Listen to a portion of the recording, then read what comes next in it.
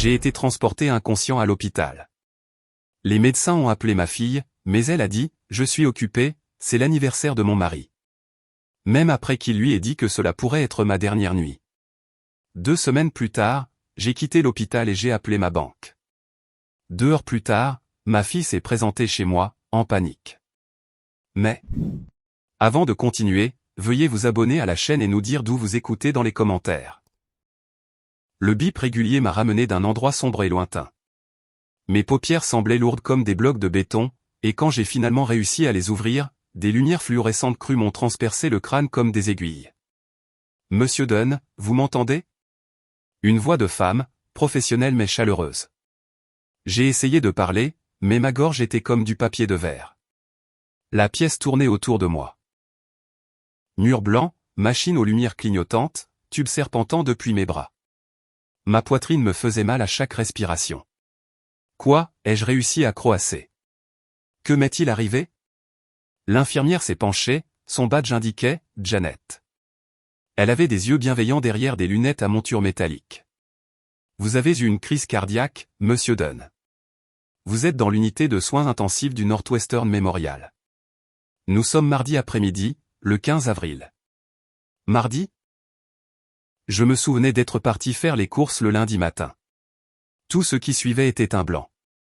Depuis combien de temps suis-je ici? Depuis hier soir. Les ambulanciers vous ont amené vers 19 h. Elle a ajusté quelque chose sur l'une des machines. Vous nous avez fait peur pendant un moment. Un médecin est apparu à mon chevet, jeune, l'air fatigué, un stéthoscope drapé autour de son cou comme un insigne d'autorité. Il a pressé le métal froid contre ma poitrine, fronçant les sourcils à ce qu'il entendait. Monsieur Dunn, je suis le docteur Martinez. Votre cœur a subi des dommages importants, mais vous êtes stable maintenant. Nous devons vous surveiller de près au cours des prochains jours. Est-ce que ça va aller? La question est sortie plus faible que je ne l'avais prévu. Avec un traitement approprié et des changements de mode de vie, de nombreux patients se remettent bien des crises cardiaques. Il a pris des notes sur son presse-papier. Nous devrons discuter des médicaments, des modifications de régime alimentaire et des soins de suivi. J'ai hoché la tête, mon esprit d'ingénieur cataloguant automatiquement les informations, essayant de traiter les aspects techniques. Crise cardiaque, dommages importants. Surveiller de près. Les mots semblaient étrangers, comme s'ils appartenaient à la vie de quelqu'un d'autre. Janet a ajusté ma perfusion. Votre tension artérielle s'améliore. Ressentez-vous une douleur à la poitrine en ce moment? Un peu. J'ai bougé légèrement et une douleur a traversé mon torse. C'est comme si quelqu'un était assis sur ma poitrine. C'est normal après ce que vous avez vécu, a déclaré le docteur Martinez. Nous gérons votre douleur avec des médicaments, mais n'hésitez pas à appeler si ça s'aggrave. L'après-midi s'est écoulé dans un flou de procédures médicales, de prise de sang, d'électrocardiogramme, d'ajustement de médicaments. Les infirmières allaient et venaient avec une efficacité bien rodée, vérifiant mes signes vitaux, me demandant mon niveau de douleur, expliquant le fonctionnement de chaque machine. Le soir, ils m'ont jugé assez stable pour me transférer dans une chambre normale. Janet a aidé à coordonner le déménagement, poussant mon lit à travers des couloirs stériles bordés de portes identiques. Chambre 347, a-t-elle annoncé alors que nous nous installions dans le nouvel espace. Ce sera plus confortable pour vous. La chambre avait une fenêtre orientée vers l'ouest, et à travers elle, je pouvais voir les lumières de la ville commencer à scintiller à la tombée de la nuit. Chicago semblait différente d'ici, plus petite, plus gérable. La vue me rappelait les plans que j'étudiais autrefois. Tout était disposé selon des motifs nets et logiques. Le docteur Ellis passera vous voir sous peu, a dit Janet, vérifiant les moniteurs une dernière fois. C'est votre cardiologue. Un homme bon. Vous l'aimerez. Je me suis calé contre les oreillers. L'épuisement pesait sur mes membres. Mon corps me semblait étranger, peu fiable comme je ne l'avais jamais connu. À 68 ans, je m'étais toujours enorgueilli d'être indépendant, capable. Maintenant, je ne pouvais même pas m'asseoir sans aide. La fenêtre s'est progressivement assombrie alors que la soirée s'installait sur la ville. Quelque part là dehors, la vie continuait normalement. Des gens rentrant du travail, des familles se réunissant pour le dîner, des enfants jouant dans les parcs. Pendant ce temps, j'étais allongé, connectés à des machines qui suivaient chaque battement de mon cœur endommagé. Le docteur Ellis a frappé doucement avant d'entrer, sa présence commandant immédiatement le respect. Grand et distingué, avec des cheveux grisonnants et des lunettes à monture métallique, il se déplaçait avec la confiance tranquille de quelqu'un qui avait l'habitude d'annoncer des nouvelles difficiles. « Benjamin, je suis le docteur Grover Ellis. » Il a tiré une chaise près de mon lit et s'est assis, ouvrant un épais dossier médical. « Comment vous sentez-vous ce soir ? » Comme si j'avais été heurté par un camion, ai-je admis, mais mieux que ce matin, je suppose. Il a souri brièvement, puis est redevenu sérieux. « Je dois vous parler franchement de votre état. La crise cardiaque a été sévère, ce que nous appelons un STEMI, affectant l'artère principale qui alimente votre muscle cardiaque en sang. » J'ai hoché la tête, ma formation d'ingénieur m'aidant à comprendre la nature mécanique du problème. Le docteur Ellis a sorti une impression de CG, les lignes en zigzag ressemblant à une œuvre d'art abstrait. Vous voyez cette section ici ? Cela montre les dommages à votre artère descendante antérieure gauche. Nous avons réussi à l'ouvrir avec des médicaments d'urgence, mais vous avez perdu environ 20% de votre muscle cardiaque. Qu'est-ce que cela signifie pour mon avenir ? Avec un traitement approprié, de nombreux patients vivent pleinement après des crises cardiaques comme la vôtre. Mais je ne vous mentirai pas. C'était très critique pendant plusieurs heures. Il s'est légèrement penché en avant. Benjamin, je dois vous demander quelque chose. Avez-vous de la famille que nous devrions contacter ? Des contacts d'urgence ?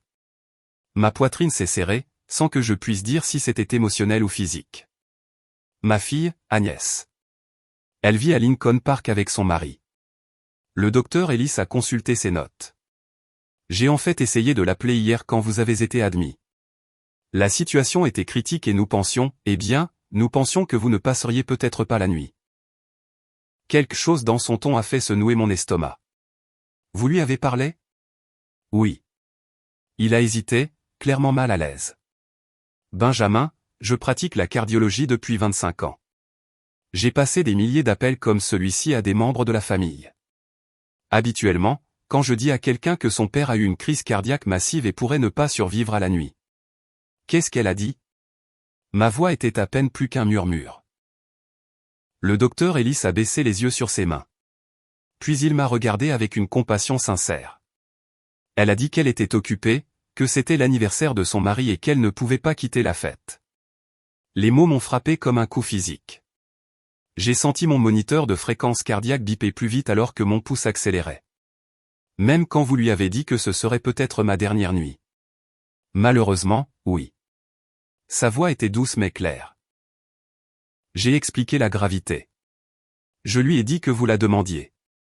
Elle a dit qu'elle essaierait de passer cette semaine si son emploi du temps le permettait. J'ai fixé le plafond, digérant cette information.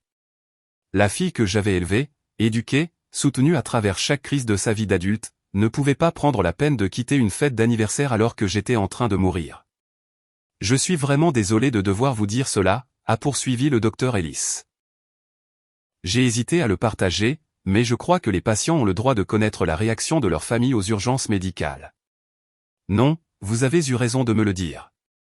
Ma voix semblait creuse, même à mes propres oreilles. J'avais besoin de savoir. Il est resté quelques minutes de plus, expliquant les horaires des médicaments et les attentes en matière de rétablissement, mais je l'entendais à peine. Mon esprit ne cessait de rejouer ces mots. Elle était occupée. L'anniversaire de son mari ne pouvait pas quitter la fête. Je passerai vous voir demain matin, a dit le docteur Ellis en se levant. Essayez de vous reposer. Votre corps a besoin de temps pour guérir. Après son départ, la pièce semblait incroyablement silencieuse, à l'exception du bip régulier de mon moniteur cardiaque. À travers la fenêtre, les lumières de Chicago s'étendaient à l'infini, chacune représentant la vie de quelqu'un, les priorités de quelqu'un. Agnès avait clairement défini les siennes. La porte s'est refermée, me laissant seul avec la vérité dévastatrice. Je me suis tourné dans mon lit, essayant de trouver une position confortable, mais la douleur dans ma poitrine n'avait plus rien à voir avec la crise cardiaque. Elle était occupée. C'était l'anniversaire de son mari. J'ai regardé les lumières de la ville à travers ma fenêtre. Chaque ampoule scintillante était un rappel de toutes les familles normales là-dehors. Des familles où les filles se précipitent au chevet de leur père mourant. Peut-être que le docteur Ellis avait mal compris. Peut-être qu'Agnès n'avait pas saisi la gravité de la situation. Je la connaissais. Elle pouvait être tête en l'air, concentrée sur son propre monde. Mais sûrement, face à la mortalité de son père, mais au fond de moi, je savais que c'était faux. Ce n'était pas la première fois qu'Agnès faisait passer sa commodité avant mes besoins.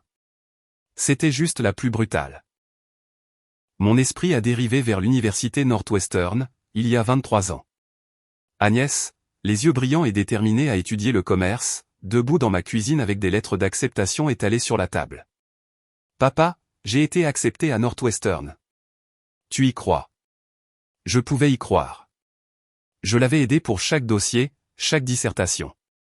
Ce que je ne pouvais pas croire, c'était la facture des frais de scolarité, 40 000 $. Mon salaire d'ingénieur était décent. Mais ce montant signifierait faire des heures supplémentaires pendant des années, sauter les vacances, reporter mes propres rêves de retraite. Mais en voyant son visage ce jour-là, si plein d'espoir et d'ambition, comment aurais-je pu dire non? J'ai travaillé 60 heures par semaine pendant 4 ans. Les week-ends au cabinet de conseil, les jours fériés passés sur des revues de projets. Mon dos me faisait constamment mal à force de me pencher sur des plans, et je vivais de café et de détermination. Agnès a obtenu son diplôme avec la mention magna cum laude. J'étais si fier. Puis est venu le mariage.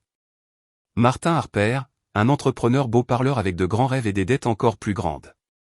Je ne lui ai pas fait confiance dès le début, mais Agnès était amoureuse et elle voulait un mariage de conte de fées. Papa, on ne se marie qu'une fois. Je veux que ce soit parfait. 15 000 $ pour une seule journée.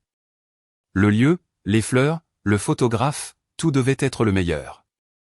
J'ai vidé mon fonds de vacances, emprunté sur ma pension, fait des quarts de travail supplémentaires jusqu'à ce que mes mains tremblent d'épuisement. Le mariage a duré 2 ans avant qu'ils ne se séparent. Puis ils se sont remis ensemble, puis se sont de nouveau séparés. À travers chaque crise, chaque réconciliation, chaque nouvelle entreprise de Martin qui échouait, j'étais là avec mon chéquier. Acompte pour leur première maison, 12 000 $. Prêt pour le restaurant de Martin qui a fait faillite, 8 000 $. Aide d'urgence quand Agnès a perdu son premier emploi, 3 000 $. Réparation de voiture quand leur BMW est tombé en panne, 1 500 $. J'avais gardé une trace mentale au fil des ans, comme les ingénieurs gardent une trace des calculs de charge.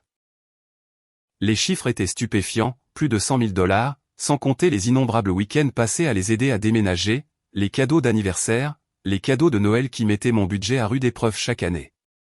Et la nuit dernière, alors que je gisais mourant dans cet hôpital, Agnès ne pouvait pas quitter une fête. Je me suis tourné sur le côté, ignorant la traction des tubes de perfusion, et j'ai regardé la ligne d'horizon de Chicago. Quelque part là-bas, dans leur condo de Lincoln Park que je les avais aidés à s'offrir, Agnès et Martin riaient probablement avec des amis, buvaient du vin cher, célébrant une autre année de la vie sans valeur de Martin. Elle essaierait de passer, cette semaine si son emploi du temps le permettait, comme si j'étais un rendez-vous chez le dentiste qu'elle pouvait reporter. La colère a monté lentement, commençant comme un nœud chaud dans mon estomac et se propageant vers le haut jusqu'à ce que ma poitrine brûle de quelque chose qui n'avait rien à voir avec des dommages cardiaques. Pendant 68 ans, j'avais été le responsable, le fiable, celui qui se sacrifiait pour que les autres puissent réussir. Qu'est-ce que cela m'avait apporté? Une fille qui accordait plus de valeur à l'organisation d'une fête qu'à la vie de son père. Un gendre qui n'avait jamais travaillé un jour honnêtement, mais qui vivait comme un roi grâce à ma générosité. Une chambre d'hôpital solitaire où je traitais les mathématiques brutales de l'amour inconditionnel. J'avais tout donné à Agnès. Il était maintenant temps de voir ce qu'elle ferait quand ce tout serait en jeu. Mon moniteur cardiaque bipait régulièrement dans l'obscurité. Chaque pulsation était un rappel que j'étais toujours en vie, toujours capable de prendre des décisions concernant ma vie et mon héritage. Agnès pensait qu'elle pouvait m'ignorer, me prendre pour acquis, me traiter comme un inconvénient. Elle était sur le point d'apprendre à quel point elle avait tort. La lumière du matin filtrait à travers la fenêtre de mon hôpital alors que j'avalais la série de pilules que l'infirmière Janet avait alignées sur ma table de chevet. 3 jours s'étaient écoulés depuis que le docteur Ellis m'avait annoncé sa nouvelle dévastatrice. Et pendant que mon cœur guérissait, quelque chose d'autre en moi se cristallisait. C'est l'heure de votre promenade, Monsieur Dunn, a annoncé Rita, la kinésithérapeute. Son attitude joyeuse contrastait avec mon humeur, mais j'ai obéi. Nous avons marché dans le couloir, mes jambes encore chancelantes mais plus fortes que la veille. L'aile de cardiologie bourdonnait de conversations feutrées et de bips de machine. Dans la chambre 352, j'ai remarqué un homme âgé assis seul, fixant un arrangement floral fané. « Bonjour », ai-je dit en m'arrêtant à sa porte. Il a levé des yeux fatigués. « Bonjour. Vous êtes l'ingénieur de la 347, n'est-ce pas ? Je suis Harold. Benjamin. » Je me suis appuyé contre le cadre de la porte, reconnaissant pour le repos. « Vous semblez troublé. » Le rire d'Harold n'avait aucune once d'humour. « Mon fils a vidé mon compte d'épargne pendant que j'étais ici. 35 000 $. Il a dit qu'il en avait besoin pour son entreprise. » Il a fait un geste vers les fleurs mourantes. Celles-ci sont arrivées avec une carte disant qu'il était désolé. Aucune visite, aucun appel téléphonique, juste désolé. Les mots m'ont frappé comme un coup physique. Voici un autre père, une autre trahison. La famille, a poursuivi amèrement Harold. Ils pensent que nous leur pardonnerons toujours parce que nous sommes leurs parents. Je suis retourné dans ma chambre, profondément troublé. Cet après-midi-là, j'ai passé mon premier appel téléphonique. Service clientèle de la Chase Bank. Ici Michel. Ici Benjamin Dunn. J'ai besoin d'informations sur la révocation d'une procuration sur mes comptes. Je vais devoir d'abord vérifier votre identité, Monsieur Dunn. Après les questions habituelles, elle a continué.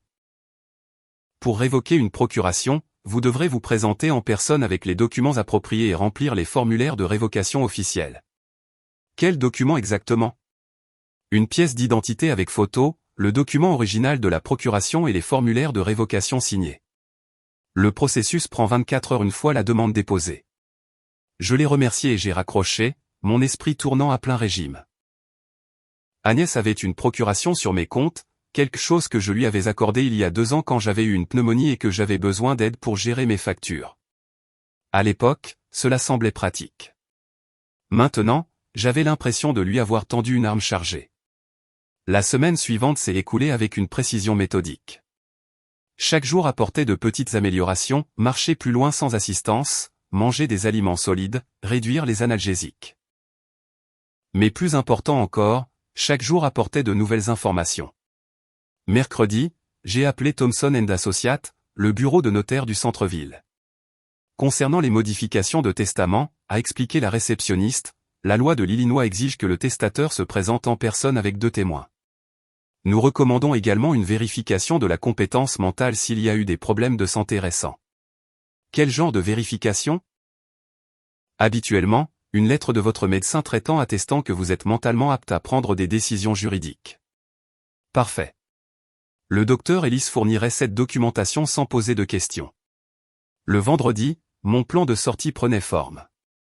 Agnès avait appelé une fois, une brève conversation obligatoire où elle s'était enquise de mon état avec le même enthousiasme que quelqu'un pourrait réserver à une discussion sur la météo. « Je vais beaucoup mieux », lui ai-je dit. « C'est super, papa. Martin et moi avons été tellement occupés avec sa nouvelle entreprise de conseil. Nous essaierons de passer te voir une fois que tu seras rentré et installé. » Essayer de passer ? Comme si voir son père en convalescence était un inconvénient à programmer autour d'activités plus importantes.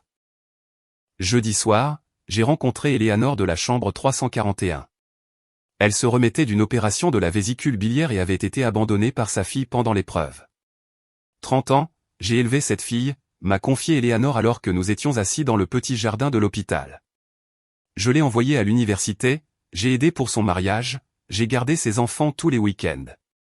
Quand j'ai eu besoin d'une opération, elle a dit qu'elle ne pouvait pas prendre de congé. Trop important, a-t-elle dit. J'ai écouté, reconnaissant ma propre histoire se refléter dans la sienne. Nous étions une génération de parents qui avaient tout donné, pour découvrir que nos enfants avaient appris à prendre, mais jamais à donner en retour. Que ferez-vous ? Ai-je demandé. Les yeux d'Eleanor se sont durcis. Changez mon testament. Chaque centime ira au refuge pour animaux maintenant. Au moins, les chiens sont loyaux. Ces paroles ont résonné longtemps dans la nuit. Vendredi a apporté ma consultation finale avec le docteur Ellis. Il m'a déclaré prêt à sortir, m'a prescrit des médicaments et a fixé des rendez-vous de suivi. Alors qu'il se préparait à partir, il s'est arrêté à la porte. Benjamin, j'espère que vous envisagerez le pardon. Garder de la colère n'est pas bon pour votre cœur. J'ai souri, surpris de la sincérité de mon sourire. Docteur, ce n'est pas de la colère que je garde. C'est de la clarté. Ce soir-là, je me suis assis près de ma fenêtre, regardant la ligne d'horizon de Chicago scintiller dans l'obscurité. Quelque part là-bas, Agnès et Martin menaient leur vie confortable, soutenus par des décennies de mes sacrifices et complètement indifférents à mon expérience de mort imminente. Demain, je rentrerai chez moi. Demain, je commencerai à reprendre le contrôle de ma vie. La procuration serait révoquée. Le testament serait changé. Et Agnès apprendrait que prendre son père pour acquis avait des conséquences qu'elle n'avait jamais imaginées. Je ne cherchais pas la vengeance. Je cherchais la justice. Il y a une différence, et un ingénieur comprend la précision requise pour les deux. La procédure de sortie a commencé à 8 heures précises. Le docteur Martinez m'a remis un dossier épais de papier, horaires de médicaments, restrictions alimentaires, carte de rendez-vous de suivi. Ma signature semblait tremblante sur les formulaires, mais ma résolution restait ferme. Rappelez-vous, pas de charge lourde pendant 6 semaines, m'a-t-il instruit, cochant des cases sur son presse-papier. Et si vous ressentez une douleur thoracique ou un essoufflement, appelez immédiatement. J'ai hoché la tête, bien que mon esprit soit déjà tourné vers des questions plus pressantes que les restrictions médicales. Le docteur Ellis est apparu alors que je rassemblais mes quelques affaires de la table de chevet. Il avait l'air fatigué, comme le sont les médecins qui ont annoncé trop de mauvaises nouvelles à trop de familles. Benjamin, je voulais vous dire au revoir personnellement. Il s'est assis sur le bord de mon lit. Vous avez traversé une épreuve énorme, à la fois physiquement et émotionnellement. Prenez le temps de guérir complètement avant de prendre des décisions importantes. Docteur, vous avez été plus une famille pour moi ces 2 dernières semaines que ma propre famille. Je pensais chaque mot. Merci pour votre honnêteté à propos d'Agnès. C'était douloureux, mais nécessaire. Il a étudié mon visage attentivement. Le pardon peut aussi être guérisseur. Vous savez, parfois les gens ne réalisent l'impact de leur choix que lorsque les conséquences le leur apprennent. J'ai terminé sa phrase différemment de ce qu'il avait prévu. Vous avez raison sur ce point. Après le départ du docteur Ellis, j'ai rempli les derniers papiers. L'infirmière de sortie, une jeune femme aux yeux bienveillants, m'a poussé jusqu'à l'entrée de l'hôpital dans le fauteuil roulant obligatoire, malgré mes protestations. Politique de l'hôpital, a-t-elle expliqué joyeusement. Question de responsabilité. L'air matinal d'avril m'a frappé comme une révélation. 2 semaines d'air recyclé de l'hôpital m'avaient fait oublier à quel point l'air réel pouvait être vivant. Chicago s'étendait devant moi, animé par des gens qui avaient des familles qui se souciaient de savoir s'ils vivaient ou mouraient. J'ai pris mon téléphone avec des doigts qui tremblaient légèrement. Que ce soit par faiblesse ou par anticipation, je ne saurais le dire. Service clientèle de la Chase Bank. Ici Benjamin Dunn. Numéro de compte 4 478 921. Je dois révoquer la procuration sur tous mes comptes immédiatement. Je peux vous aider avec cette information, Monsieur Dunn. Cependant, la révocation nécessite votre présence physique dans une agence avec les documents appropriés. De quels documents ai-je besoin? Une pièce d'identité avec photo, les papiers originaux de la procuration, et vous devrez signer les formulaires de révocation en présence d'un responsable de la banque. Je serai là cet après-midi. Quelle agence s'occupe de ces procédures? Notre agence principale du centre-ville au 125 South LaSalle peut traiter les révocations. Ils sont ouverts jusqu'à 16 heures. Parfait. Assez de temps pour rentrer chez moi, rassembler les papiers nécessaires et commencer à reprendre ma vie en main. J'ai ouvert l'application de covoiturage de mon téléphone, bien que la technologie me semble encore étrangère par rapport au simple fait d'appeler un taxi. Mes doigts se sont déplacés lentement sur l'écran, sélectionnant mon adresse à Evanston. L'application indiquait qu'un chauffeur nommé Victor arriverait dans 8 minutes. 8 minutes à rester sur ce trottoir et à sentir le poids de ma décision s'installer autour de moi comme un manteau confortable. Un homme d'affaires est passé en courant, criant dans son téléphone à propos de rapports trimestriels et du récital de sa fille qu'il manquait. Une jeune mère poussait une poussette tout en jonglant avec un autre appel téléphonique concernant les horaires de la garderie. Tout le monde avait des responsabilités, des priorités, des gens qui avaient besoin d'eux. Tout le monde sauf moi. Mais cela allait changer. Pendant 68 ans, j'avais été le fiable, le pourvoyeur, le filet de sécurité pour les rêves et les échecs de tous les autres. J'avais fait des heures supplémentaires pour payer les études d'Agnès, vider mes économies pour son mariage, sacrifier la sécurité de ma retraite pour les entreprises ratées de son mari, et quand je gisais mourant, elle n'avait pas pu quitter une fête. Mon téléphone a vibré. Votre chauffeur, Victor, arrive dans une Honda Accord blanche. J'ai regardé la voiture s'arrêter au bord du trottoir, son chauffeur, un homme d'âge mûr aux tempes grisonnantes, sortant pour m'aider avec mon petit sac d'hôpital. Il était temps de rentrer à la maison. Temps de récupérer ses documents de procuration. Temps de se rendre à la Chase Bank et de commencer le processus de reprise de contrôle de ma vie financière. Agnès pensait qu'elle pouvait m'ignorer, me prendre pour acquis, me traiter comme un inconvénient. Elle était sur le point de découvrir à quel point cette hypothèse s'avérerait coûteuse. Victor Ramirez a contourné sa Honda blanche avec la grâce facile de quelqu'un qui avait passé des décennies à aider les gens à monter dans sa voiture. Son visage buriné a montré une inquiétude immédiate quand il m'a vu sortir de l'entrée de l'hôpital. Northwestern Memorial. Ça va, mon ami? Il a attrapé mon sac d'hôpital sans qu'on le lui demande. Je vais mieux maintenant. Ai-je répondu en m'installant sur le siège passager. La voiture sentait le café et le désodorisant au pain, avec un chapelet suspendu au rétroviseur et une petite photo d'un jeune homme collé sur le tableau de bord. Evanston, juste sur Sheridan Road. Victor a vérifié son GPS et s'est engagé dans la circulation. Problème de cœur? J'ai hoché la tête, surpris par sa franchise. La plupart des gens tournaient autour des problèmes médicaux. Mon père a eu 3 crises cardiaques. A poursuivi Victor en se dirigeant vers Lakeshore Drive. Un homme solide. Il a travaillé dans la construction pendant 40 ans. Chaque fois, nous pensions que nous allions le perdre. Votre famille s'est-elle mobilisée autour de lui?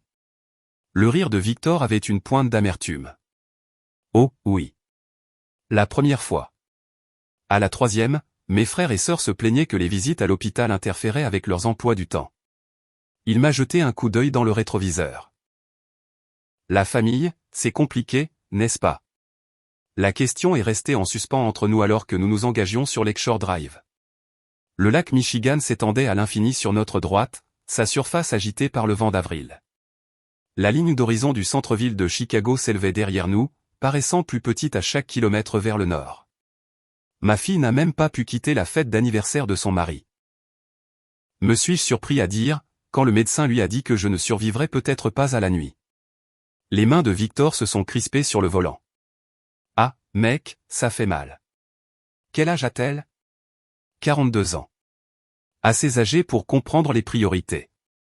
On pourrait le penser. Victor est resté silencieux un moment, puis a fait un geste vers la photo sur son tableau de bord. C'est mon fils, Eduardo. Il vit à Los Angeles maintenant. Un grand dirigeant en marketing. Belle maison, voiture chère. Vous devez être fier. Je l'étais. Je n'ai pas eu de nouvelles de lui depuis 5 ans. La voix de Victor portait le poids d'une profonde déception. La dernière fois que nous avons parlé, il m'a demandé d'arrêter d'appeler si souvent. Il a dit que c'était embarrassant quand ses collègues entendaient parler de son père chauffeur de taxi. Les mots m'ont frappé comme un coup physique. Voici quelqu'un qui comprenait la douleur unique d'être rejeté par la personne pour laquelle vous aviez tout sacrifié. Comment gérez-vous ce genre de trahison? Victor a pris la sortie de Belmont, se dirigeant vers le nord à travers Lincoln Park. J'ai appris quelque chose d'important, Benjamin. La famille, ce n'est pas seulement le sang. La famille, ce sont ceux qui se présentent quand vous en avez besoin. Qui répondent au téléphone à minuit. Qui s'assoit dans les salles d'attente des hôpitaux. J'ai réfléchi à cela alors que nous passions devant le quartier où vivaient Agnès et Martin. Leur condo était probablement à 8 pâtés de maison à l'ouest d'ici, rempli de meubles chers que je les avais aidés à acheter. Après qu'Eduardo m'ait coupé de sa vie, j'ai passé 2 ans en colère, a poursuivi Victor. Amer, plein de ressentiment, me demandant où j'avais mal agi. Puis j'ai réalisé quelque chose. Je lui donnais du pouvoir sur mon bonheur même après qu'il m'ait abandonné. Alors, qu'avez-vous fait? J'ai commencé à vivre pour moi. J'ai commencé à faire les voyages que j'avais toujours voulu faire. J'ai appris la guitare. Je me suis fait de vrais amis qui apprécient réellement ma compagnie. Il a souri, et pour la première fois, le sourire a atteint ses yeux. J'ai découvert que je suis de très bonne compagnie quand je ne perds pas mon temps avec des enfants ingrats. Nous étions arrivés à Evanston maintenant, passant devant le campus où j'avais envoyé Agnès pour ses études coûteuses. Des étudiants marchaient sur les trottoirs avec des sacs à dos et des rêves, la plupart probablement soutenus par des parents qui pensaient que sacrifice rimait avec amour. Le truc, c'est que, a dit Victor en tournant dans ma rue, ils pensent que nous serons toujours là, que nous pardonnerons toujours, que nous les soutiendrons toujours. Parfois, la chose la plus gentille que vous puissiez faire pour des enfants ingrats est de les laisser faire face aux conséquences de leur choix. Ma maison est apparue devant nous, une modeste maison de style colonial de 2 étages avec un petit jardin que j'avais entretenu religieusement jusqu'à ce que ma santé décline. Elle semblait plus petite, moins importante que lorsque j'étais parti faire les courses il y a 2 semaines. Victor s'est garé dans mon allée et s'est tourné pour me faire face. Benjamin, je ne connais pas entièrement votre situation. Mais si votre fille pense qu'elle peut vous ignorer quand vous êtes en train de mourir, il est peut-être temps qu'elle apprenne à quoi ressemble la vie sans le soutien de son père. Il m'a aidé à sortir de la voiture, refusant mon offre de pourboire. Mon numéro est dans votre téléphone maintenant, a-t-il dit en me tendant une carte de visite. Si vous avez besoin de quoi que ce soit, des courses, quelqu'un à qui parler, vous m'appelez. C'est ce que fait la vraie famille. Je suis resté dans mon allée, regardant Victor s'éloigner, ses paroles résonnant dans mon esprit. La famille, ce sont ceux qui se présentent quand vous en avez besoin. Agnès ne s'était pas présentée, mais Victor l'avait fait. Le docteur Ellis l'avait fait. Même Harold et Eleanor, des compagnons d'infortune, avaient montré plus de compassion que ma propre fille. Il était temps de commencer à vivre pour moi-même. Temps de laisser Agnès apprendre à quoi ressemblent les conséquences. Ma clé a tourné dans la serrure de la porte d'entrée pour la première fois en 2 semaines, et le déclic familier a envoyé une vague de soulagement dans ma poitrine. À la maison. La maison sentait un peu le renfermer, mais c'était mon sanctuaire, mon environnement contrôlé. La sonnette a retenti de manière agressive, suivie immédiatement de coups violents. J'avais à peine posé mon sac d'hôpital dans l'entrée que les coups se sont intensifiés. À travers le verre dépoli, je pouvais voir 2 silhouettes sur mon porche. Papa, ouvre. On sait que tu es là. La voix d'Agnès avait cette pointe de fureur particulière dont je me souvenais de son adolescence, mais c'était différent. Plus aigu, plus désespéré. J'ai ouvert la porte pour trouver ma fille et mon gendre se tenant là comme une force d'invasion. Agnès est passée devant moi sans y être invitée, Martin la suivant avec son arrogance habituelle. Quelle stupidité as-tu faite avec la procuration ? Agnès s'est retournée pour me faire face, ses cheveux parfaitement coiffés en désordre, son tailleur froissé. La banque nous a appelés il y a 1 heure. Stupide ? J'ai fermé la porte lentement, me donnant un instant pour digérer leur embuscade. J'étais en train de mourir au Northwestern Memorial, et tu étais à une fête d'anniversaire. Les mots sont restés en suspens dans l'air comme un défi. Martin s'est avancé, utilisant sa taille pour intimider. Vieil homme, tu ne comprends pas à quoi tu touches. Tu as besoin d'une supervision financière. La crise cardiaque a clairement affecté ton jugement. Mon jugement ? Je me suis déplacé vers mon salon, les forçant à me suivre sur mon territoire. Mon jugement m'a dit de révoquer l'accès à mes comptes à des personnes qui ne pouvaient pas prendre la peine de rendre visite à leur père mourant. Le visage d'Agnès est devenu rouge. Nous ne savions pas que c'était si grave. Le médecin a fait comme si c'était une routine. Le docteur Ellis vous a dit que je ne survivrais peut-être pas à la nuit. Ma voix est restée calme. Le calme de l'ingénieur. Tu as dit que tu étais occupé. Ce n'est pas comme ça, comment sais-tu ? A balbutié Agnès, réalisant son erreur. Martin lui a attrapé le bras, l'empêchant d'en révéler davantage. Écoute, Benjamin, tu es confus. Les crises cardiaques provoquent des problèmes de mémoire. Une confusion sur les événements. Nous étions là pour toi. Je me suis assis dans mon fauteuil préféré, celui que je m'étais acheté après avoir fait des heures supplémentaires pour payer le mariage d'Agnès. Vous me mentez en face dans mon propre salon. Papa, tu es manipulé par le personnel de l'hôpital. La voix d'Agnès a pris ce ton pleurnichard qu'elle utilisait enfant quand elle était prise en faute. Ils t'ont probablement rempli la tête d'histoires pour te mettre en colère contre nous. Sortez. Les mots sont sortis doucement mais de manière absolue. Le visage de Martin s'est assombri. Tu ne peux pas simplement nous mettre dehors. Nous sommes de la famille. Nous avons des droits. C'est ma maison. Vous n'avez aucun droit ici. Je me suis levé, surpris de ma propre stabilité. Vous êtes en violation de propriété. Agnès s'est placée entre Martin et moi, son masque de femme d'affaires se fissurant. Papa, s'il te plaît, discutons rationnellement. Tu fais une énorme erreur qui nous affecte tous. La seule erreur que j'ai faite a été de te confier l'accès à mes économies. Les mains de Martin se sont serrées en poing. Vieil ingrat. Nous nous sommes sacrifiés pour toi. Agnès a passé des années à gérer tes affaires, et c'est comme ça que tu nous remercies? Sacrifié? Le mot avait un goût amer. J'ai payé pour ton restaurant qui a fait faillite. J'ai couvert tes dettes de carte de crédit. Je vous ai donné la compte pour votre condo. Qu'avez-vous sacrifié exactement? Notre temps, notre énergie, à gérer tes besoins pendant que nous essayons de construire nos propres vies. Agnès a lancé un regard d'avertissement à Martin, mais le mal était fait. Leur vrai sentiment était enfin révélé. Je me suis dirigé vers la porte d'entrée et je l'ai tenue ouverte. Sortez de ma maison immédiatement. Ce n'est pas fini, papa. Le masque d'Agnès était complètement tombé, révélant quelque chose de froid et de calculateur en dessous. Nous allons contester ça. Nous prouverons que tu n'es pas compétent pour prendre ces décisions. Martin s'est penché près de moi en passant, sa voix baissant à un murmure menaçant. Tu n'as aucune idée de ce que tu as commencé, vieil homme. Ils sont partis, claquant la porte assez fort pour faire trembler les fenêtres. Je suis resté là un long moment, écoutant les portières de leur voiture claquer et leur moteur rugir alors qu'ils s'éloignaient à toute vitesse. Dans le silence soudain, j'aurais pu entendre mon moniteur cardiaque biper rapidement si je l'avais encore porté. J'ai tourné le pêne dormant avec des doigts tremblants, le clic métallique résonnant dans ma maison soudainement silencieuse. Le silence semblait profond après leur intrusion agressive, mais pas paisible, chargé comme l'air avant un orage. En traversant mon salon, j'ai redressé le coussin qu'Agnès avait bousculé en gesticulant sauvagement pendant sa tirade. Une si petite chose, mais dans mon monde ordonné, cela ressemblait à une preuve de violation. Nous prouverons que tu n'es pas compétent pour prendre ces décisions. La menace de départ d'Agnès résonnait dans mon esprit alors que je me dirigeais vers la cuisine, mes jambes encore instables après la confrontation et la longue matinée. J'ai rempli ma bouilloire d'eau, le rituel familier aidant à calmer mes nerfs. Le thé avait toujours été ma boisson de réflexion.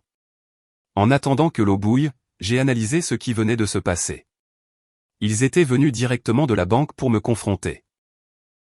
Aucun appel téléphonique, aucune tentative de conversation civile, juste des exigences et des menaces dans ma propre maison. L'agressivité de Martin avait été particulièrement révélatrice. La façon dont il m'avait appelé, vieil homme, utilisé sa taille pour m'intimider, m'avait menacé dans mon propre salon. Ce n'était pas du chagrin ou de la confusion à propos de l'annulation de la procuration. C'était du désespoir. La bouilloire a sifflé et j'ai versé l'eau sur des feuilles d'Earl Grey, regardant la couleur ambrée se répandre dans la tasse. Mes mains étaient plus stables maintenant. J'ai porté mon thé à la fenêtre du salon qui donnait sur la rue. La BMW d'Agnès était partie, mais je pouvais encore sentir l'écho de leur présence. De la même manière que l'on peut sentir que quelqu'un a été dans votre maison même après son départ. Nous avons des droits. Nous allons contester ça. Martin avait révélé plus qu'il ne l'avait prévu. Ils n'étaient pas seulement contrariés de perdre l'accès financier. Ils étaient paniqués, ce qui suggérait qu'ils dépendaient de mon argent plus que je ne l'avais réalisé. Je me suis installé dans mon fauteuil de lecture, celui que j'avais positionné parfaitement pour capter la lumière de l'après-midi. D'ici, je pouvais voir Madame Rodriguez s'occuper de son jardin à côté, le facteur faire sa tournée, la vie de banlieue normale continuer comme si mon monde ne venait pas de basculer. La confrontation avait clarifié quelque chose d'important. Annuler la procuration n'était pas suffisant. S'ils étaient prêts à prendre d'assaut ma maison en proférant des menaces, ils seraient prêts à prendre des mesures plus drastiques. Nous prouverons que tu n'es pas compétent. Cette menace avait de sérieuses implications. S'ils pouvaient convaincre un tribunal que j'étais mentalement incompétent à cause de la crise cardiaque, ils pourraient reprendre le contrôle de mes finances par le biais d'une procédure de tutelle. Ils pourraient me faire déclarer incapable de gérer mes propres affaires. J'ai sorti mon carnet de la table d'appoint, le même que j'avais utilisé pour des calculs d'ingénierie pendant des décennies. Maintenant, je devais calculer quelque chose de différent. Comment me protéger de ma propre famille? Agnès avait une formation juridique grâce à sa carrière dans les affaires. Martin avait des relations en ville grâce à ses diverses entreprises ratées. Ensemble, ils pouvaient lancer un sérieux défi à mon indépendance. Mais ils avaient commis une erreur cruciale. Ils avaient révélé leur véritable motivation trop clairement. Il ne s'agissait pas d'inquiétude pour mon bien-être. Il s'agissait d'argent, pur et simple.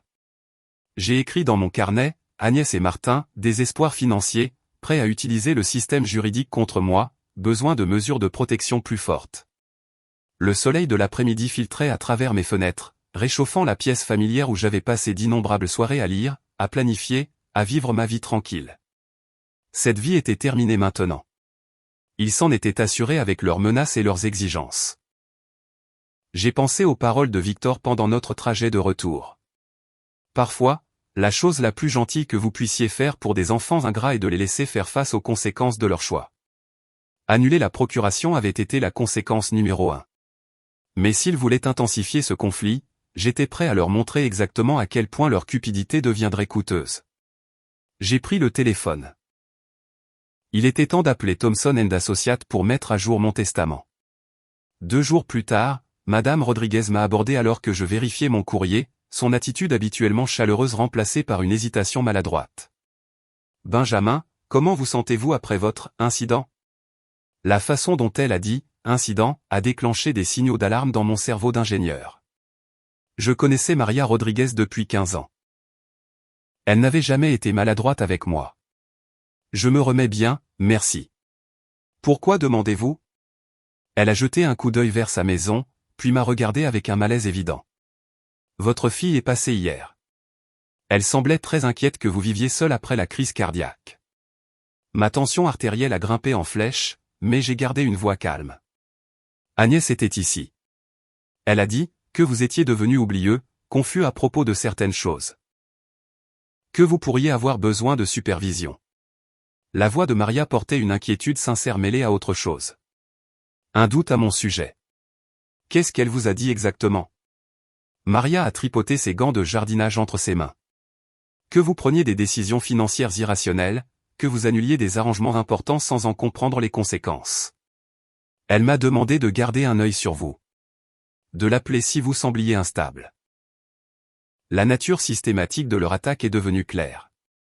Ils ne se contentaient pas de menacer d'une action en justice.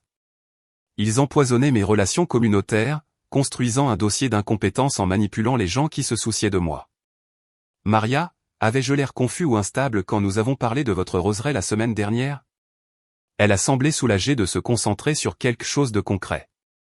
Non, vous étiez parfaitement normal. Vous m'avez donné d'excellents conseils sur le problème des pucerons. Alors, faites confiance à ce jugement plutôt qu'au ragot. 3 jours plus tard, je me suis rendu à la Chase Bank du centre-ville pour finaliser des mesures de sécurité supplémentaires sur mes comptes. La directrice de l'agence, Janet Chen, m'a pris à part après la conclusion de nos affaires. M.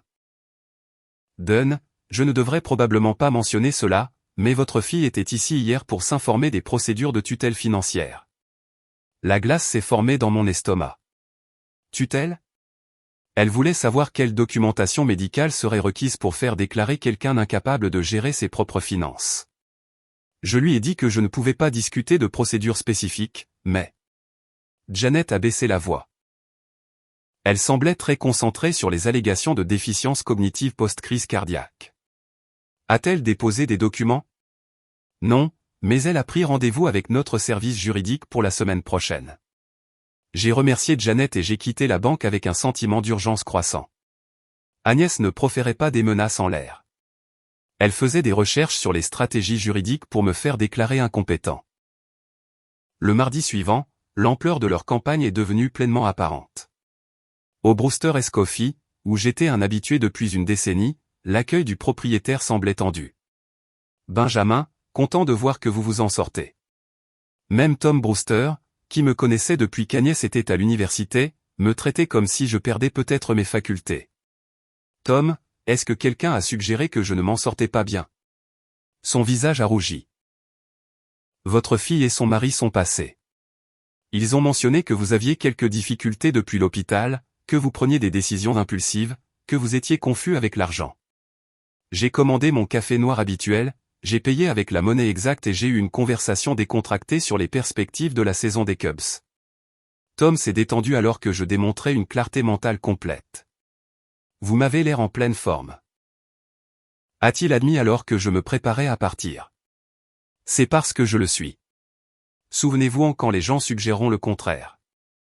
Ce soir-là, je me suis assis dans ma cuisine, notant les preuves de leur assassinat de caractère systématique. 3 voisins contactés, ma banque, les commerces locaux où j'étais connu.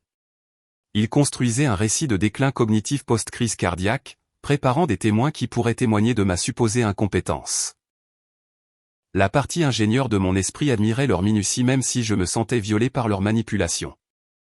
Ils avaient transformé mes relations communautaires en armes contre moi. J'ai sorti mon carnet et j'ai écrit, Agnès et Martin, campagne organisée de contestation de compétences. Chronologie, environ 1 semaine. Cible, voisins, banques, commerces locaux. Objectif, établir un schéma de déclin cognitif pour une tutelle légale. En dessous, j'ai ajouté, contre-stratégie requise. Action immédiate nécessaire. J'ai pris le téléphone et j'ai composé le numéro de Thomson & Associates. Ici Benjamin Dunn. Je dois accélérer mon rendez-vous de modification de testament. Quand pouvons-nous nous rencontrer au plus tôt? Nous avons une place demain à 10 heures. J'y serai. Je comprenais maintenant qu'ils avaient déclaré la guerre à mon indépendance, à ma réputation et à mon droit de contrôler ma propre vie. Ils pensaient qu'un patient âgé ayant subi une crise cardiaque serait facile à manipuler et à vaincre. Ils étaient sur le point d'apprendre à quel point ils avaient tort. L'ascenseur est monté au 14e étage de l'immeuble de la Salle Street, m'emmenant vers ce qui serait soit mon salut, soit le début d'une guerre juridique que je pourrais ne pas survivre. À travers les parois vitrées de l'ascenseur, Chicago s'étendait en dessous de moi, une ville où les familles soit se soutenaient, soit se détruisaient, et j'avais enfin appris à quelle catégorie appartenait la mienne. Le bureau de James Mitchell occupait une suite d'angles avec des fenêtres allant du sol au plafond donnant sur le lac Michigan. Sa réceptionniste, une femme professionnelle d'une 30aine d'années, m'a conduit à une salle de conférence où Mitchell attendait, des documents juridiques déjà étalés sur une table en acajou poli. Monsieur Dunn, veuillez vous asseoir. Mitchell avait peut-être 50 ans, des tempes grisonnantes et le comportement prudent de quelqu'un qui avait traité des milliers de conflits familiaux. Avant de commencer, je dois poser quelques questions standards pour vérifier votre compétence mentale. J'ai apprécié sa franchise. Allez-y, quelle est la date d'aujourd'hui? 12 mai 2025, un mardi. Qui est le président actuel? Donald Trump, malheureusement. Mitchell a souri brièvement. Pouvez-vous me dire pourquoi vous êtes ici aujourd'hui? Je veux révoquer complètement mon testament actuel et en créer un nouveau qui déshérite entièrement ma fille et mon gendre. C'est une décision importante. Êtes-vous certain que c'est ce que vous voulez? J'ai sorti mon carnet, le même que j'avais utilisé pour documenter la campagne d'Agnès et Martin contre moi. J'ai passé 3 semaines à documenter leur comportement depuis ma crise cardiaque. Ils ont manipulé mes voisins, tenté de me faire déclarer incompétent et m'ont menacé dans ma propre maison. Mitchell a examiné mes notes avec un intérêt professionnel. C'est une documentation complète. Qu'est-ce qui a spécifiquement déclenché cette décision? Ma fille n'a pas pu prendre la peine de quitter la fête d'anniversaire de son mari alors que j'étais en train de mourir. Puis ils ont essayé de détruire ma réputation quand j'ai repris le contrôle de mes finances. Je vois. Mitchell a pris des notes sur son bloc-notes. La loi de l'Illinois autorise le déshéritement complet, mais je dois m'assurer que ce document pourra résister à toute contestation de compétences qu'il pourrait soulever. Quel genre de contestation? Il pourrait prétendre que la crise cardiaque a affecté votre jugement, que vous n'êtes pas mentalement capable de prendre de telles décisions. Votre documentation aide, mais j'inclurai un langage spécifique empêchant de telles contestations. Mitchell a passé l'heure suivante à rédiger un langage qui rendrait mon testament inattaquable. Le nouveau document laissait tout, ma maison, mes économies, mes investissements, mes biens personnels à l'American Heart Association. Agnès et Martin recevraient exactement $1 chacun, juste pour prouver que je ne les avais pas oubliés. Cette clause ici, a indiqué Mitchell en montrant un paragraphe qu'il avait écrit, stipule spécifiquement que vous êtes sain d'esprit et de corps, que cette décision a été prise après mûre réflexion, Et que toute tentative de contestation fondée sur l'incompétence mentale entraînera la perte automatique même du legs de $1. Parfait. 2 témoins du bureau de Mitchell, des assistants juridiques qui ne m'avaient jamais rencontré auparavant, sont entrés dans la salle de conférence. Leur présence fournirait une vérification indépendante de mon état mental lors de la signature. Monsieur Dunn, comprenez-vous le contenu de ce testament, a demandé formellement Mitchell. Je comprends parfaitement. Je lègue tout mon patrimoine à une œuvre de charité et je déshérite ma fille et mon gendre. Prenez-vous cette décision librement, sans coercition ni pression? Absolument librement. C'est la décision la plus logique que j'ai jamais prise. J'ai signé de mon nom d'une main ferme, la même main qui avait dessiné des plans d'ingénierie pendant 40 ans. Les témoins ont signé sous ma signature, et Mitchell a notarié le document avec son sceau officiel.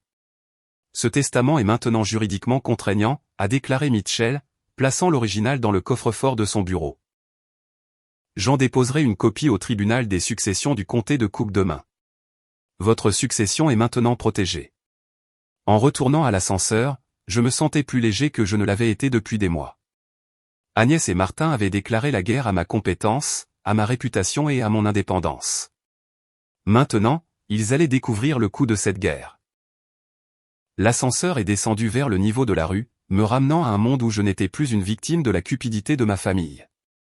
3 jours plus tard, je me suis assis dans mon salon, regardant les ombres de l'après-midi s'allonger sur le même tapis où Agnès et Martin m'avaient menacé 2 semaines auparavant.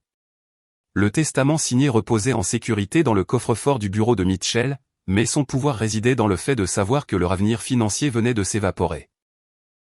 J'ai composé le numéro d'Agnès à 16 heures précises.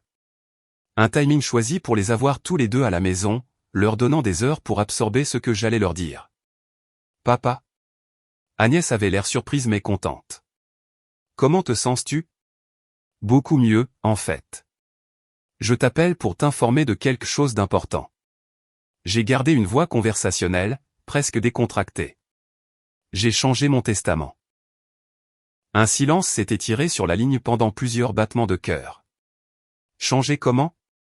Complètement. Quand je mourrai, tu ne recevras rien. Quoi? De quoi tu parles? Sa voix a grimpé d'une octave. Rien. C'est impossible.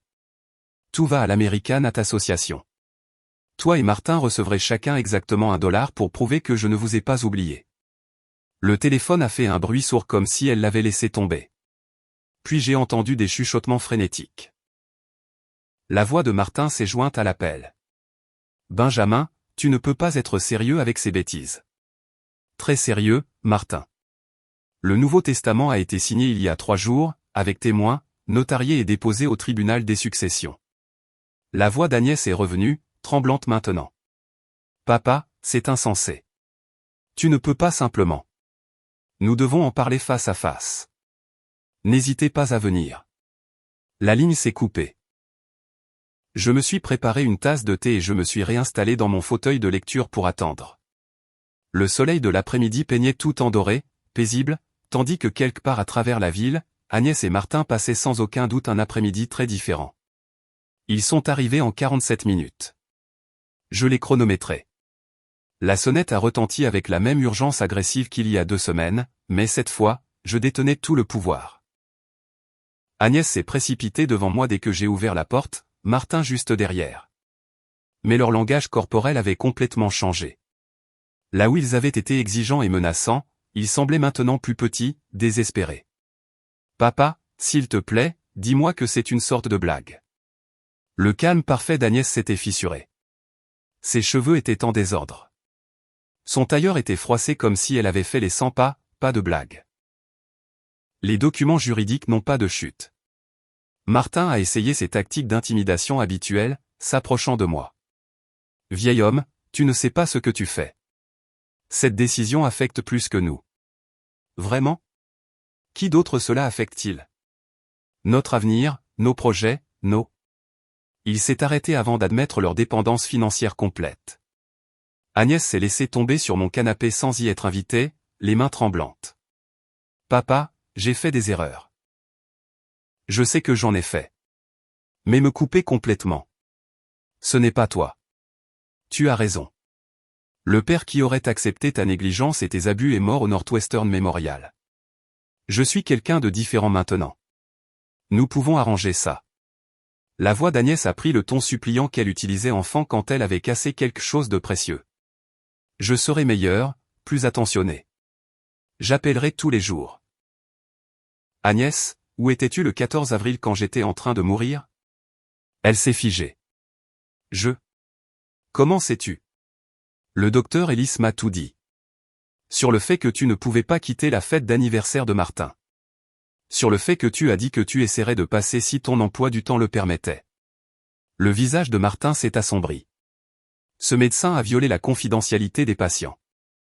Il a dit à un patient comment sa famille a réagi à son urgence.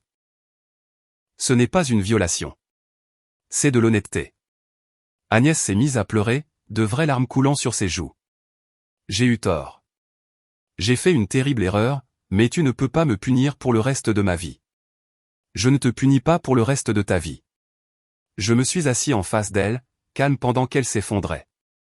Je te punis pour le reste de la mienne. Martin s'est agenouillé à côté d'Agnès, tous deux maintenant en dessous de mon niveau des yeux. S'il te plaît, Benjamin, nous t'en supplions. Ne fais pas ça. Maintenant, vous savez exactement ce que l'on ressent quand on est abandonné dans son heure la plus sombre.